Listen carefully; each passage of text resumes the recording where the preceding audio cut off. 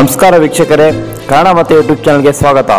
ವೀಕ್ಷಕರೇ, ಅತ್ಯಾಧುನಿಕ ವೈಜ್ಞಾನಿಕ ಪರಿಣಿತಿಯನ್ನು ಬಳಸಿಕೊಂಡು ಈ ಪ್ರಯೋಗವನ್ನು ಮಾಡಲಾಗಿದೆ. 5.8 ಸೆಂಟಿಮೀಟರ್ನ ಬೆಳಕಿನ ಕಿರಣ ಬಾಲರಾಮನ ವಿಗ್ರಹದ ಹಣೆಯ ಭಾಗವನ್ನು ಸ್ಪರ್ಶಿಸುವಂತೆ ಈ ತಂತ್ರಜ್ಞಾನವನ್ನು ವಿನ್ಯಾಸ ಮಾಡಲಾಗಿದೆ. ಇದರ ಬಗ್ಗೆ ಸಂಪೂರ್ಣ ಮಾಹಿತಿ ಕೊಡುತ್ತೇನೆ.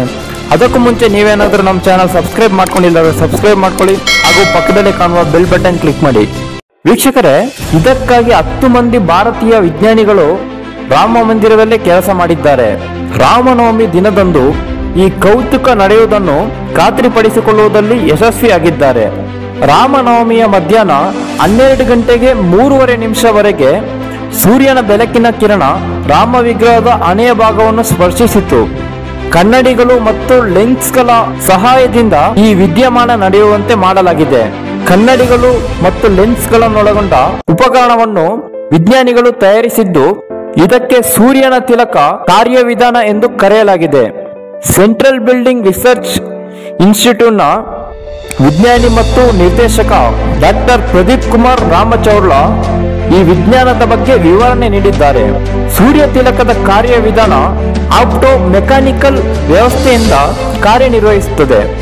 ಇದರಲ್ಲಿ 4 ಕನ್ನಡಿಗಳು ಹಾಗೂ 4 ಲೆನ್ಸ್ಗಳನ್ನು ಬೆಲ್ಟ್ ಯಾಂತ್ರಿಕತೆ ಮತ್ತು ಪೈಪಿಂಗ್ ವ್ಯವಸ್ಥೆಯಲ್ಲಿ ಅಳವಡಿಸಲಾಗಿದೆ.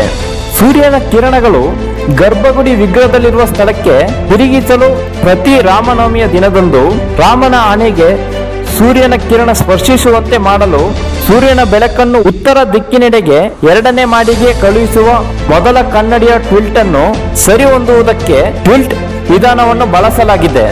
ಎಲ್ಲಾ ಕೊಳವೆಗಳು ಮತ್ತು ಇತರೆ ಭಾಗಗಳನ್ನು ಹಿತ್ತಲೆ ವಸ್ತುಗಳು ಬಳಸಿ ತಯಾರಿಸಲಾಗಿದೆ.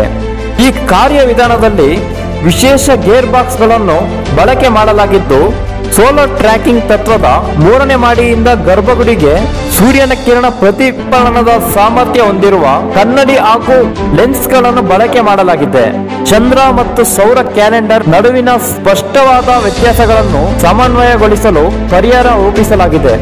ರಾಮನವಮಿಯ ದಿನದಂದು ಸೂರ್ಯ ತಿಲಕದಿಂದ ಸಂಕೇತಿಸಲ್ಪಟ್ಟ ಸೂರ್ಯನ ಕಿರಣಗಳು ರಾಮ ವಿಗ್ರಹವನ್ನು ಖಚಿತಪಡಿಸಿಕೊಳ್ಳಲು ಈ ಪರಿಣಿತಿಯನ್ನು ಅನ್ವಯಿಸಲಾಗಿದೆ.